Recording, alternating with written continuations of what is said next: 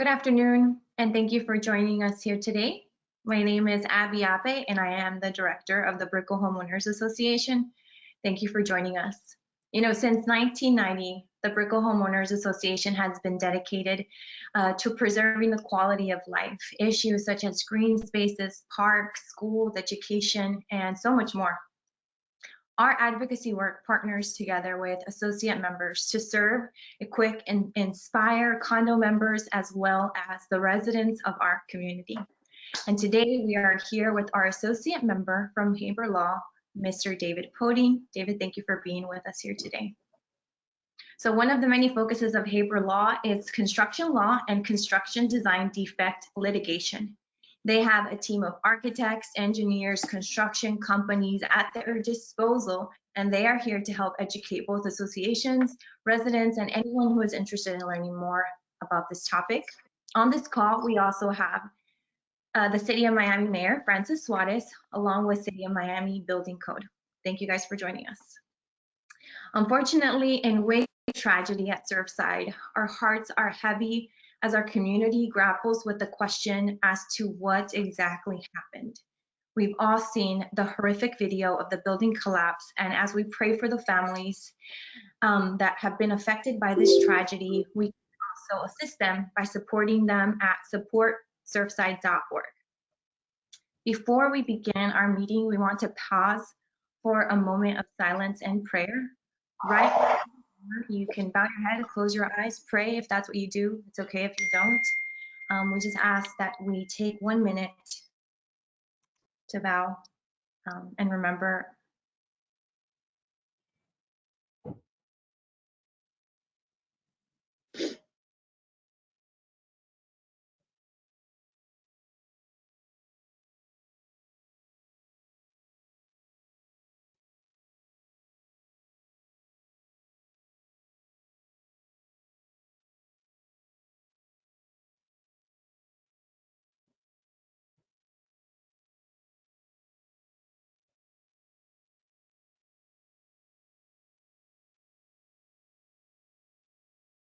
Lord, we thank you that you are not far or distant, but you are close to the brokenhearted and those who call upon your name. Lord, right now we come before you on behalf of our brothers and sisters of the Surfside community with a heavy heart, asking you, Father, to meet them where they are with their turmoil and their heartbreak. God, we ask that you would go before them, comfort their heart. Lord, we also ask for a big miracle to be done there on the construction site, Lord, that you would guide the hands and the feet of those men and women who are there day in, day out, that you would give them strength, Lord, and that you would bring forth a miracle. Lord, we pray all of these things. Amen. Amen. Now, as a result of this tragedy, many have asked ourselves, is our building safe? Which is a very great question. So to kick off the conversation, we want to invite David Podein to kick off. Thank you, David. Go ahead. Thank you, Abby. This is a really difficult subject in the wake of the difficult to describe tragedy that's happened in Surfside and is relatively still unfolding. So our hearts and minds are with the families and all the people impacted. I've just heard countless stories of clients, friends, neighbors who have had connections to residents or personal connections to the building, and it's tough to comprehend. But we wanted to get together to try to get some key information out there. Something that we're hearing a lot is that people at work in the condominium world, people that live in condominiums, or people that assist in a professional capacity, whether through the city or as a design professional contractor, we want to try to help with the concerns of a lot of residents, directors, and property managers. It is such a scary and serious event, but I want to first start with a concept of all buildings are not the same in terms of the design and the construction, and almost of equal or greater importance where the building is in its life cycle. So you have brand new buildings that have been constructed. You have buildings that are a few years old, which come up on what's called turnover, which I'm going to ask my law partner, Chris Utrera, has rearranged his schedule. He's a board certified construction attorney, and I'm going to ask him to speak on turnover and some of the issues that come up in that part of the life cycle of the building. And then I'll address some more in terms of post turnover, which is more what I deal with in terms of representing condominium associations with respect to budgeting for reserves, doing common element repair projects, doing reserve studies, and then really getting into the details of some of those issues within the framework of what is the current legal landscape and where some of these laws, whether it's the code or Florida Statute 718, might be changing in the wake of this unspeakable tragedy. And as much as I'm going to try to sort of keep us to that schedule, we're very gracious that the mayor and representatives from the city are going to be joining us. So I know he has very limited time and he's very busy. So as need be, we're going to kind of adjust to that. So Chris, if you could speak a little bit to some people might live in buildings that are recently constructed and purchased either pre-construction or purchased a newly built constructed building. Explain to people, okay, they're not anywhere close to what everyone is hearing now and is sort of burned into our brain, 40-year certification. These are newly constructed buildings that are about to or might be in the turnover process. Right. Thanks, David. Again, a very quick introduction. I'm a partner here at Haber Law, and I focus mostly on construction law. This process of turnover that David was explaining, for those of you who don't know, in short, what turnover is once a building has been built by the developer, the owner, especially a condominium, after a period of time, there is a turnover of control of the building to the unit owners. I won't go down too far into the legalese of that, but in short, it's when the control of the condominium is turned over to the unit owners as opposed to the developer. And why is that important for the construction aspects, if you will? When that happens, the unit owners then have the ability to go and inspect the building, to have an independent engineer come out, architect, whatever design professional is needed, come out, take a look at the building, and assess the conditions. Typically, this occurs within a few years of completion of construction. So once you've purchased your condo, you've closed, and you're moving in, turnover is not the next day. It usually takes a little bit of time. Some condominiums take longer than others. Some are turned over within a few months. Some may take a few years. But the point is, when it comes to the construction of the building, this is the unit owner's opportunity as a whole, as a group, to perform an inspection of the building. Take a look at what the building looks like from a structural perspective, architectural perspective, the mechanical system, the electrical system, and perform that independent evaluation outside of what I'll call the development group, the developer, the contractor, the architects, the design professionals involved. And so to answer David's question, that's the importance of the turnover process. And again, there's no clear answer as to when that occurs. But what's important is that the board, the association, recognizes the ability to perform those inspections. And look, you have an experienced manager, management company, they know how to handle this. You have an experienced law firm, they know how to handle this. They know who to reach out to, which design professionals to reach out to, who are the specialists for different areas. And at that point in time, you could begin to assess any damage that the building is already experiencing, only when it's a couple years old. And so to expand on the last point that David made in terms of the age of the building, turnover doesn't happen with a 40-year-old building. Let's be clear that, again, turnover is typically occurring within the first 10 years of construction. It's expected to see some signs of cracks, minor cracks, what's called hairline cracks, certain things within those first few years. And if you have a qualified engineer, design professional, they can assess what's going on and address it at that point in time. So David, I think that answers the question in terms of how turnover may play into this discussion today. Thank you for that, Chris. So next in the life cycle of a building is post-turnover. Let's say that there was a lawsuit or a settlement, and even once that's resolved, a lot of buildings I work with, and particularly a lot in Brickell, that are a little bit older or from prior real estate cycles, they're now more 10, 20, 30 years old. So they're within the life cycle of doing all kinds of maintenance of the common elements, as well as also considering some upgrades. And so one thing that's really important to remember, a primary tenet of condominium law, your role as a board of directors, is to make sure that the association maintains the common elements. It's not the magic job of the property management company to independently do it. It is the association's job.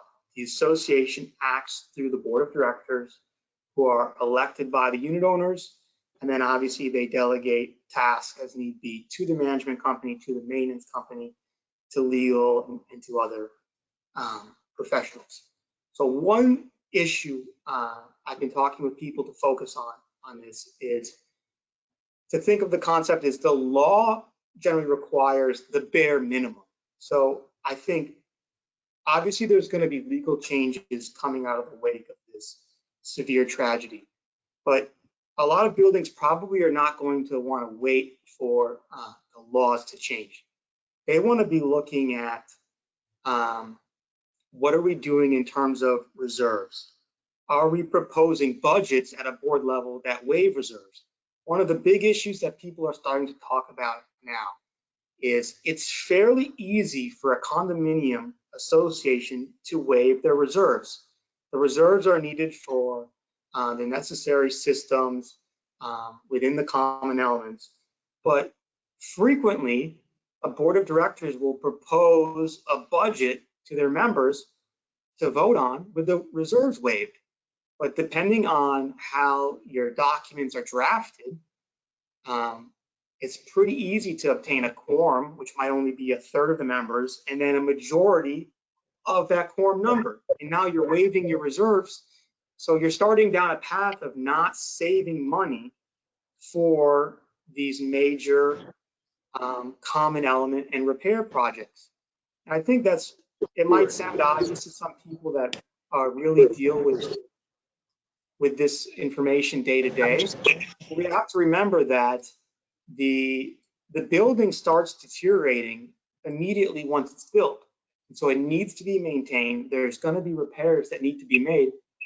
So to close the loop on the reserve issue, I think that's going to be one of the huge points to focus on. I'm just getting info now that the mayor has joined us and he'd like to address a few points. So Mayor Suarez, thank you so much for joining us. You can hear me. We're ready for you. I can. I'm not sure if you can hear me. Can you hear me, David? We can, Mayor. Thank you. Yeah. Okay, great.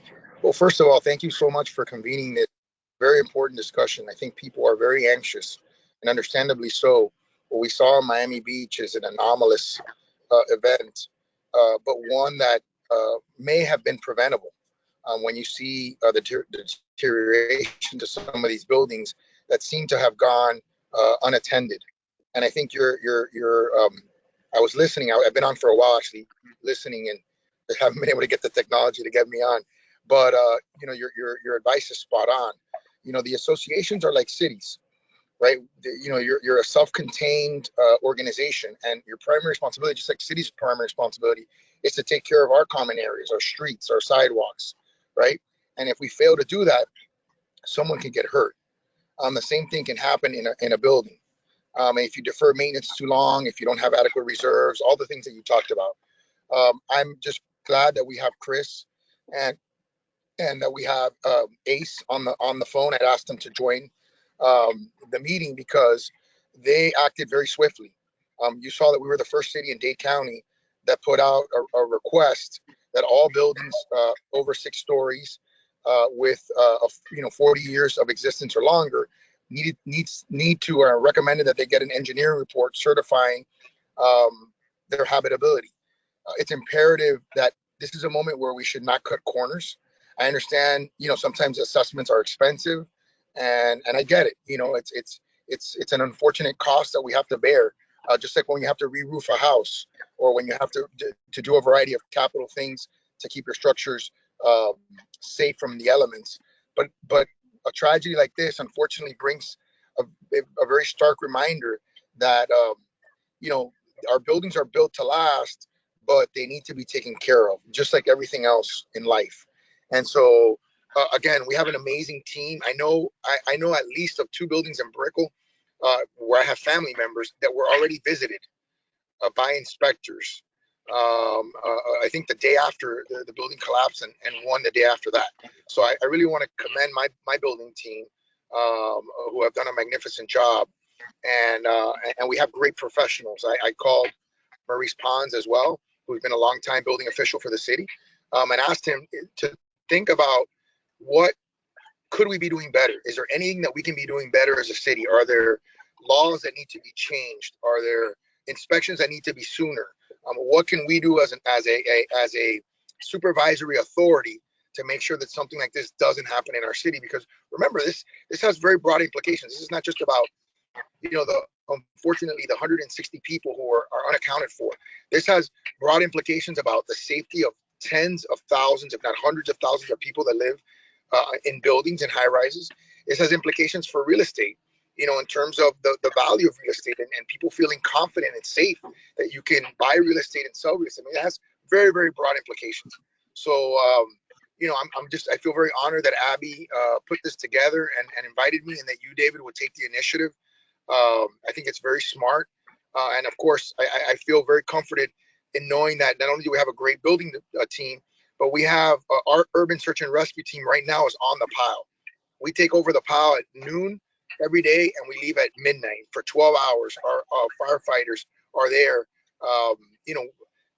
Probably the best urban search and rescue team in the country are there, fighting tooth and nail to try to rescue people if they can. So it's been an arduous time for this community. We're going to have to really get to the bottom of how this happened and make sure that we do everything in our power to prevent it from happening again. I got to sign off, unfortunately, but thank you guys for inviting me, and you are left with the experts, which are really the people that you should be hearing from, not politicians, frankly. We're here to implement policy, and whatever expert recommendations that Ace and Chris come up with are what we're going to implement to keep you safe. Thank you.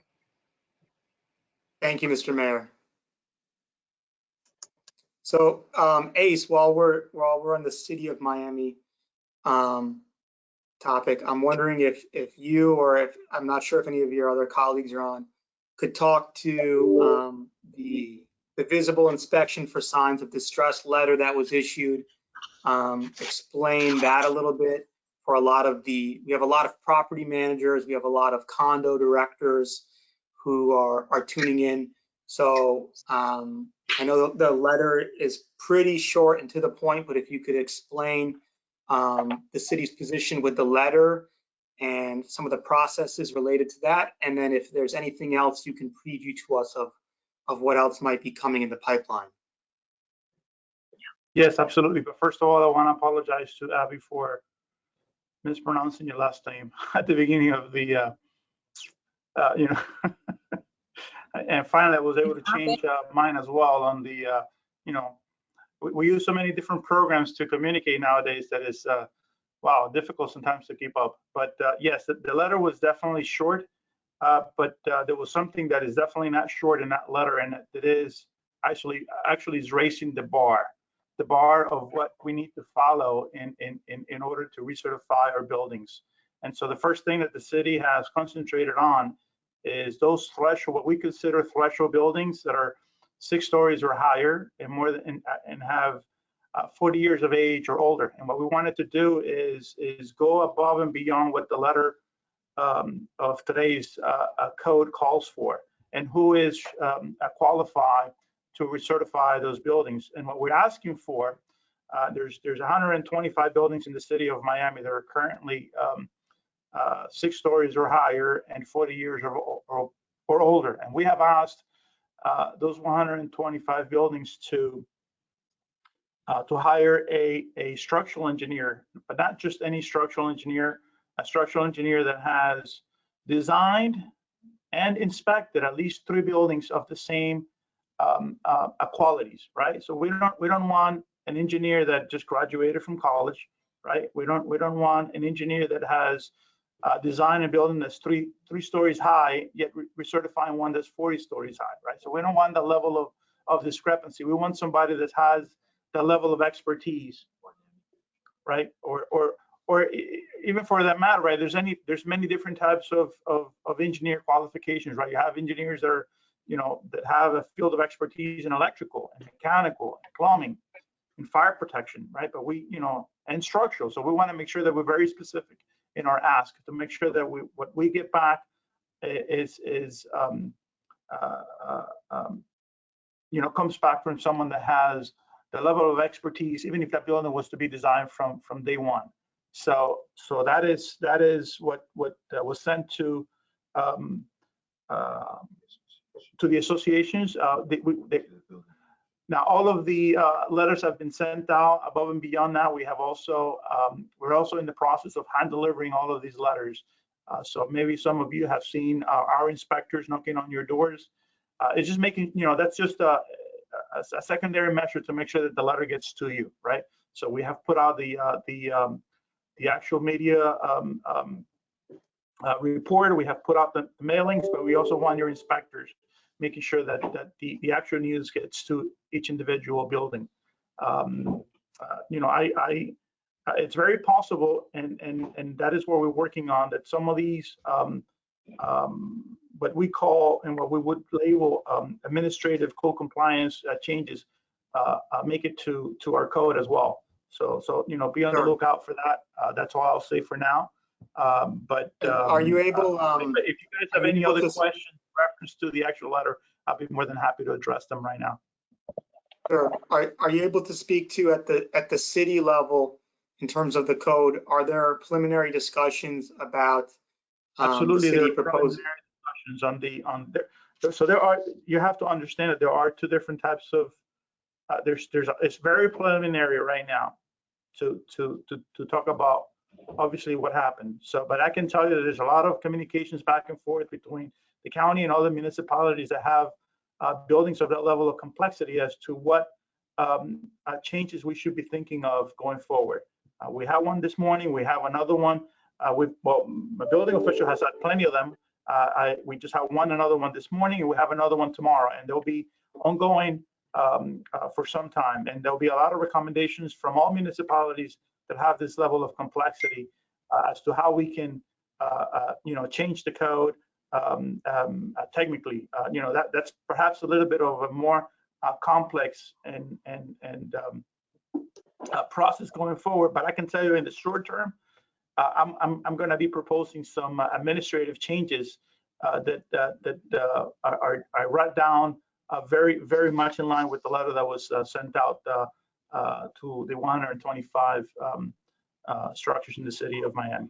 Okay. Quick question, Ace, how are you mandating the 45-day request? Will there be fines, liens? How would that be mandated? So the code right now does not allow me to make it mandatory. So right now it's a voluntary ask. Obviously, unless your building is up and due for the 40-year and you have not recertified, that would be a totally different question.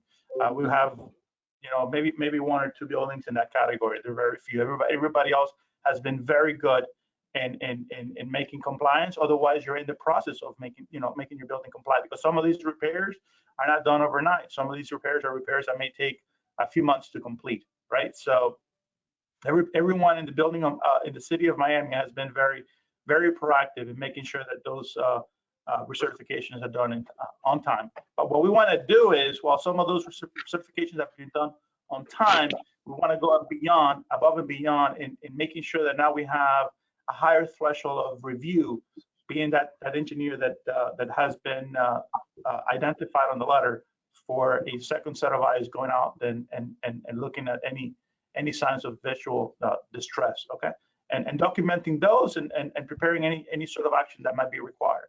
So I mean, even if they, I can tell you, I'm gonna be working very closely with those 125 structures to ensure that we do get compliance. Excellent. Really quick, David, if you don't mind, if I can just add or emphasize Please. one point that Ace meant. You and I discussed the life cycle, the age of the building, turnover, then going into that, 10 to 20, 20 to 30 year time period where you're maintaining the building. I remember someone once explained to me when I was starting off doing construction work, the building is no different than the human body, right? In terms of maintaining, you have different doctors performing different things. You have a cardiologist, you have a psychiatrist, you have pediatricians. The same applies to the building, and to focus on what Ace is saying, what Ace said, you just don't want your everyday engineer that's giving you the best price to come out and perform your inspection. You want to make sure that you have the right structural engineer if he's going to be inspecting the structural conditions. For 40 year, I know 40-year recertification is not the topic, obviously. Electrical, you want to make sure you have the right electrical engineer involved that has experience. If there's some sort of roofing aspect that needs to be addressed, make sure there's experience on the part of the engineer or the design professional that's consulting the association with that particular type of roofing system. I cannot stress that enough, because sure, you can get an engineer to come in and give you a report and perform an inspection, but are they asking all the right questions? Are they looking into all the right things? Because they're the expert in that field. No different than the cardiologist looking into your heart, whatever it may be. It's important to ensure that you've got the right folks and the folks with the right experience looking into your building. And I would like to add just one quick note on behalf of the city of Miami, because we have been very proactive on this very same issue for a long time. And in fact, I want to point out that the city of Miami is probably amongst the only city that has passed a legislation that 40 and 50 properties that do not come into compliance, we're taking them to the Unsafe Structures panel with the intent to remove the certificate of use. Okay, so if you don't come into compliance, we're going to be removing your certificate of use.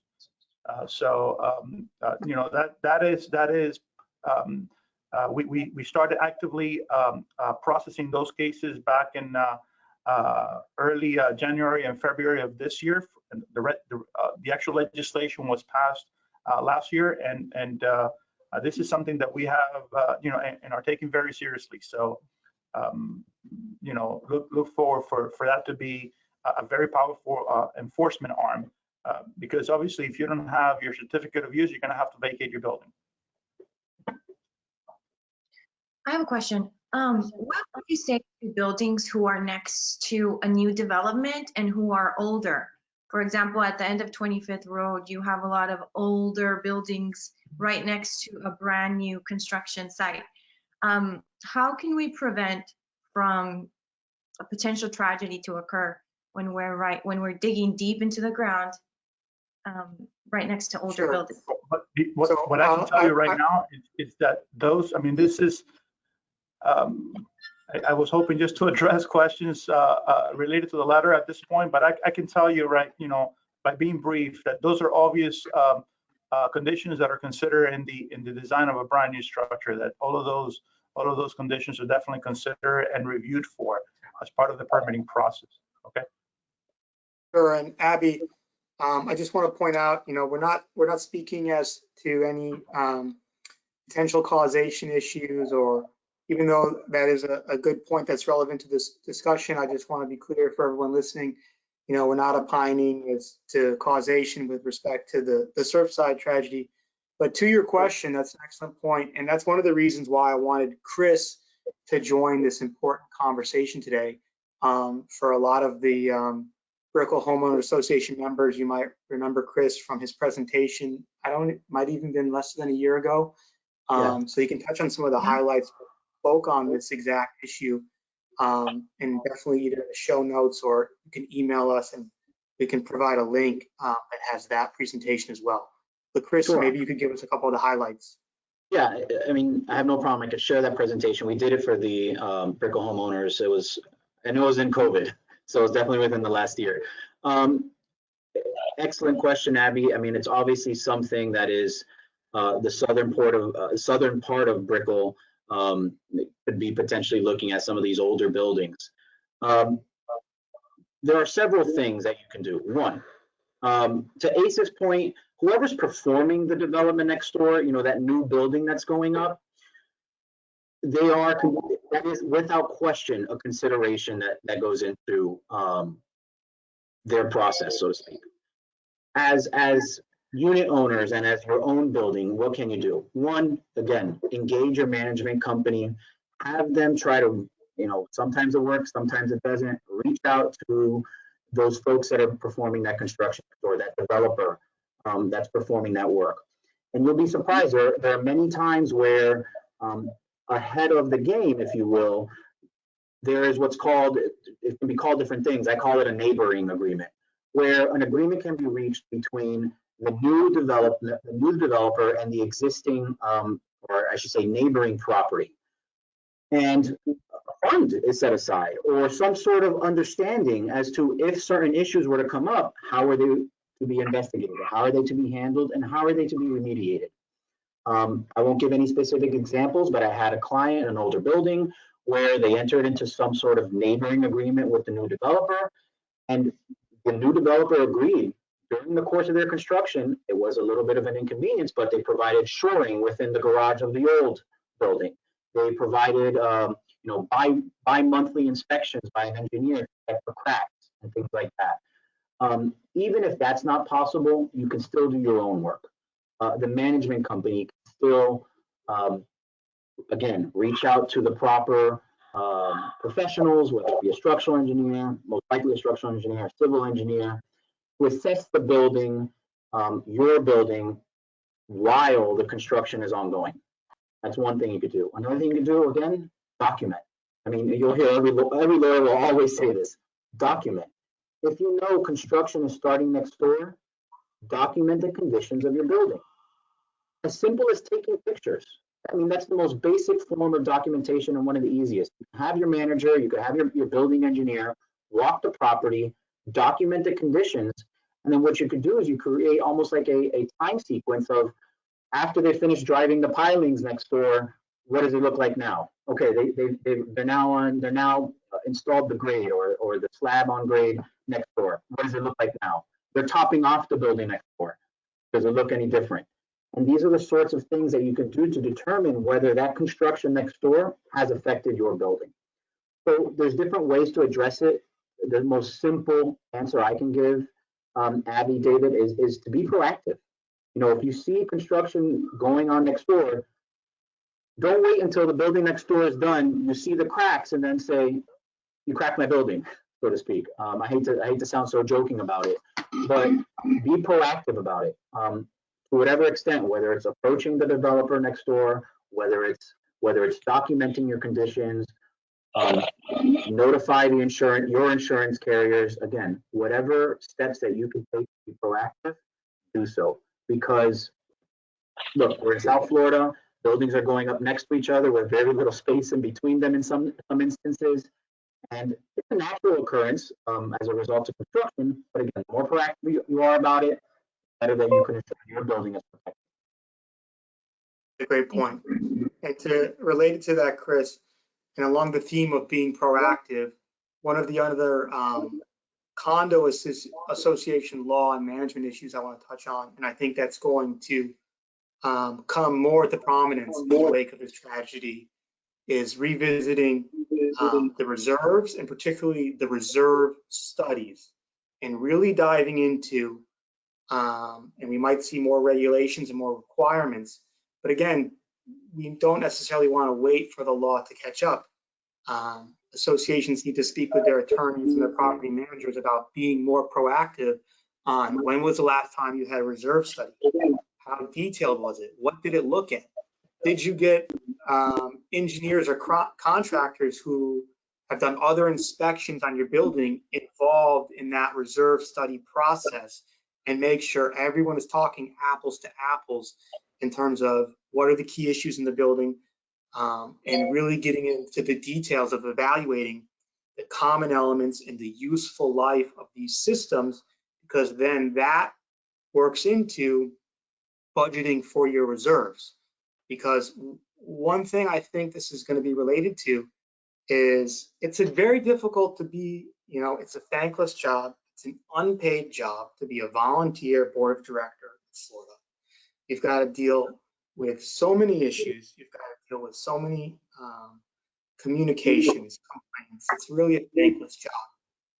But I think one thing that is very tough that's going to have to be addressed is proactive long-term planning on maintenance of the common elements. And we're going to see a reevaluation of waiving reserves, of deferred maintenance.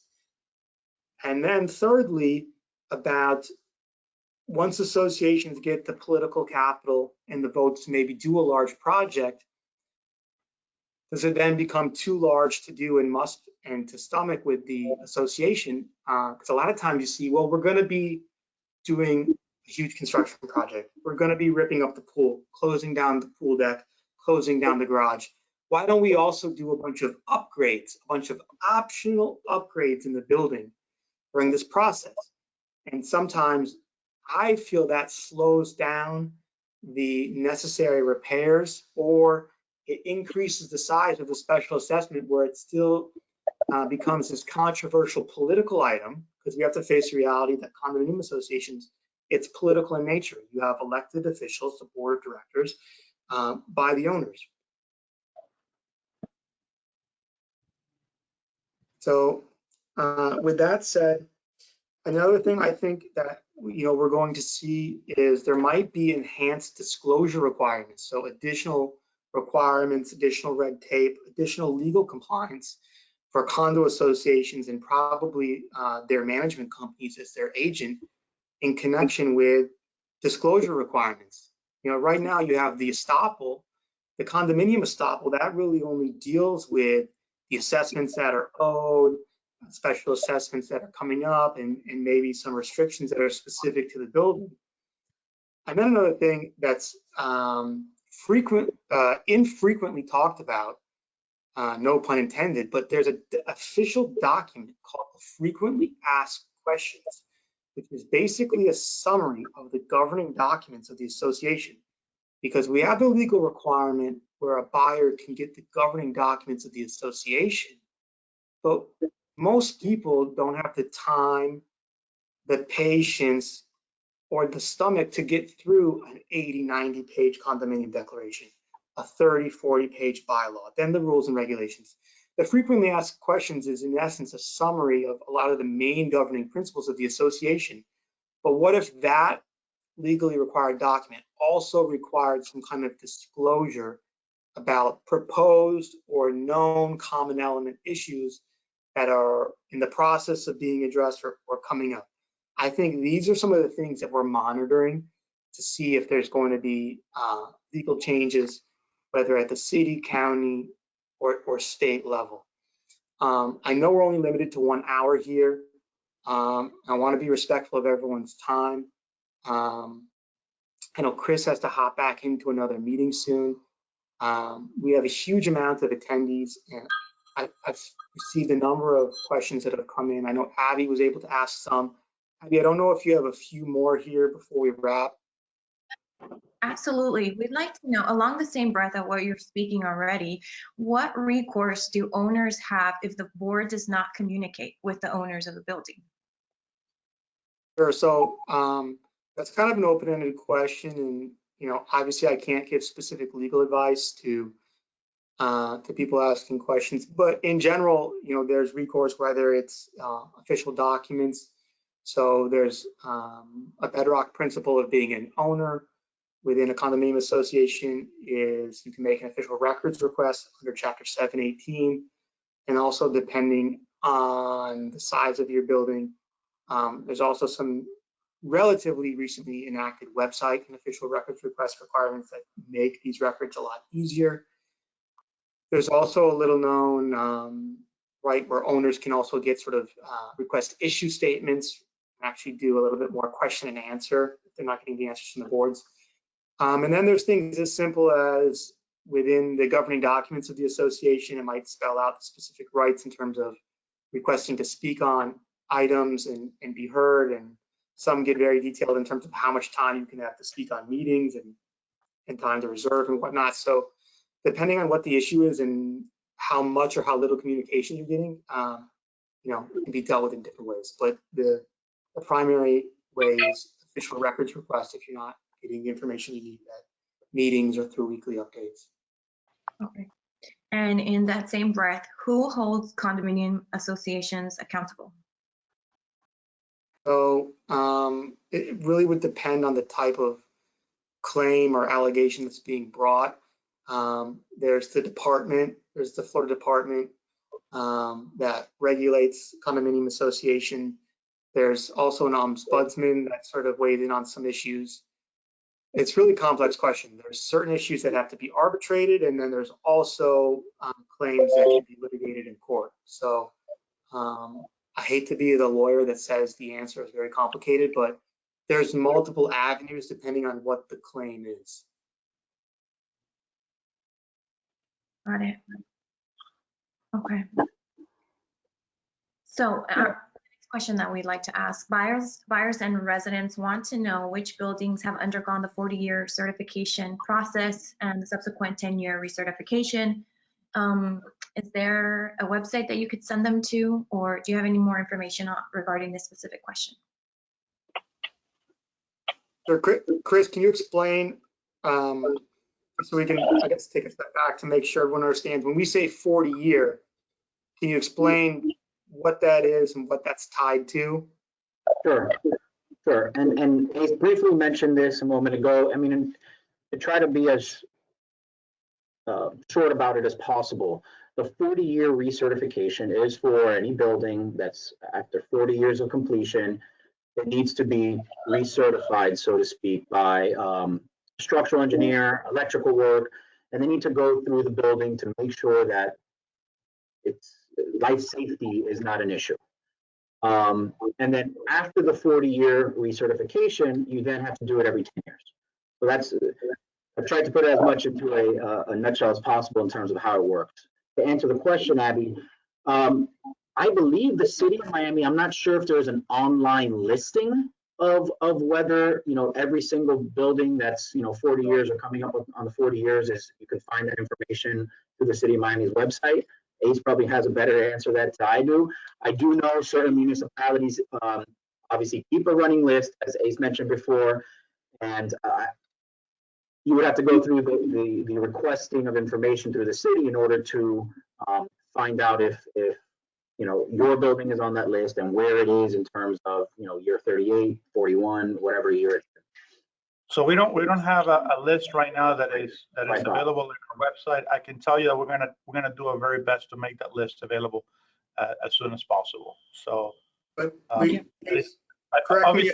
we have that list internally, and if anyone has any question out in the communities, you know, when was this particular building recertified, when is it due for recertification, we can definitely provide that right away. But generally speaking, please correct me if I'm wrong, but can, through online, should they be able to pull the certificate of occupancy for the building and then calculate, you know, where it is in the life cycle of 40 years from the certificate of occupancy? Right.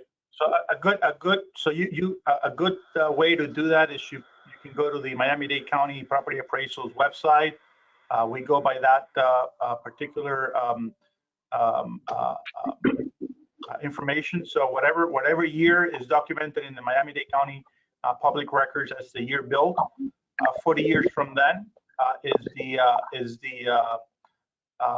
is when we send out the next notification. So for example, in January of this year, the notifications went out for the buildings that were built in 1981. So likewise, in January of next year, we'll go out the notifications for buildings that were built in 1982. And then obviously, remember that it's not only the 40-year recertifications. Once a building gets recertified, then for codes today, there is another mandatory recertification now in 10-year intervals afterwards. Right. So it's 40, 50, 60, and so on. Yeah, I think Great, thank the you. thing that are concerned about is they're like, well, my building's not 40 years, my building is 30 years.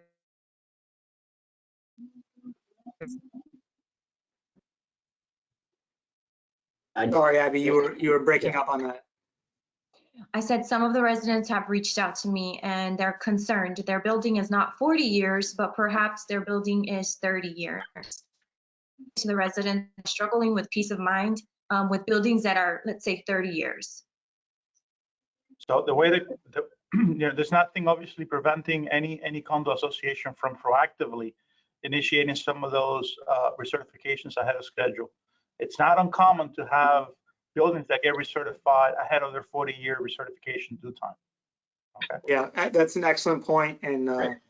I won't name them, but I know there's some directors and associations I work with, and they've been proactive at doing the necessary work, and they've had to pass some tough special assessments, but they've taken some heat from the owners, but some of these processes can be expensive, and you have to make some tough decisions on being proactive.